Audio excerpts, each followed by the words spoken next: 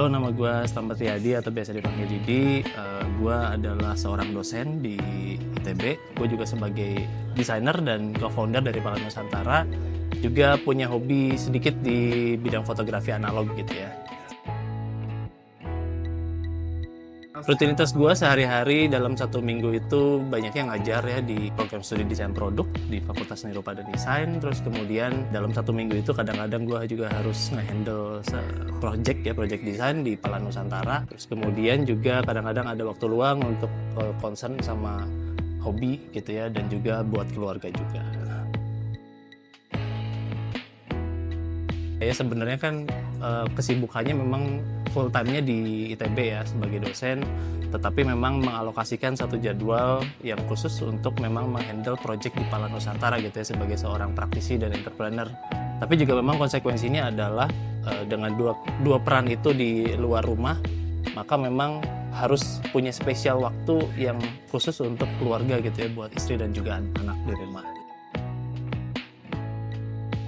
Gue diberi kesempatan tahun 2011 itu lanjut kuliah S3 di Jepang. Dari 2011 itu kemudian cukup lama sampai dengan 2016 tinggal di sana, ambil jurusan desain juga. Kemudian akhirnya makin melihat sudut pandang yang berbeda gitu ya sebagai orang Indonesia yang tinggal di sana. Ibaratnya kayak kita lagi umroh lah ya, lagi haji gitu di sana, karena apa yang gue impikan sejak kecil itu ada semua di sana dan terkait dengan tadi pop culture Jepang gitu ya. Kemudian sedikit banyak menginfluence bagaimana gue mendesain, lebih kayak bagaimana gue ngambil keputusan, terus ke proses kreatif termasuk di Pala Nusantara gitu ya. Dan cara berpakaiannya pun pada akhirnya juga terinfluence karena emang cukup lama tinggal di sana, dan ketika pulang 2016 jadi pelan-pelan terbawa gitu ya.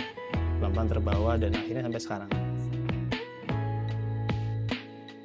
Gue sebagai seorang akademisi rasanya greget kalau nggak punya kegiatan sebagai praktisi gitu ya, dan itu akhirnya memunculkan sebuah ide gimana kalau gue kolaborasi dengan teman-teman gue yang seangkatan, itu membuat sebuah brand yang rasanya bisa menarik, karena kebanggaan seorang desainer produk itu adalah ketika produk dipakai banyak orang gitu ya.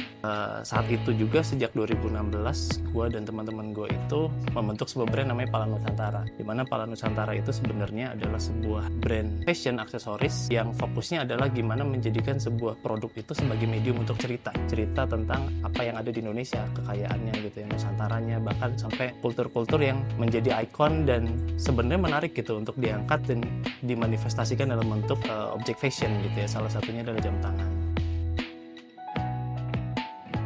Menurut gue sih coffee shop ini kan jadi satu medium yang menarik ya di Indonesia, karena kan kalau di Indonesia yang banyak bukan tempat alkohol ya, justru tempat-tempat kopi atau teh yang memang menjadi tempat untuk orang lepas lelah, bahkan mungkin ngobrol, kolaborasi, dan kegiatan-kegiatan santai lainnya gitu. Karena justru banyak orang-orang kreatif yang kemudian menjadikan coffee shop itu menjadi tempat WFA-nya mereka gitu ya, WFA, dimana dia nggak punya base kantor untuk berkarya, ya ketemunya di situ, dan pada akhirnya coffee shop itu secara angsur-angsur jadi tempat untuk ketemunya orang-orang kreatif gitu ya. Coffee shop itu justru menjadi katalisnya gitu ya, tempat dimana orang tertrigger karena orang lain juga berkarya, salah satunya di tempat ini gitu ya, di tempat seperti ini.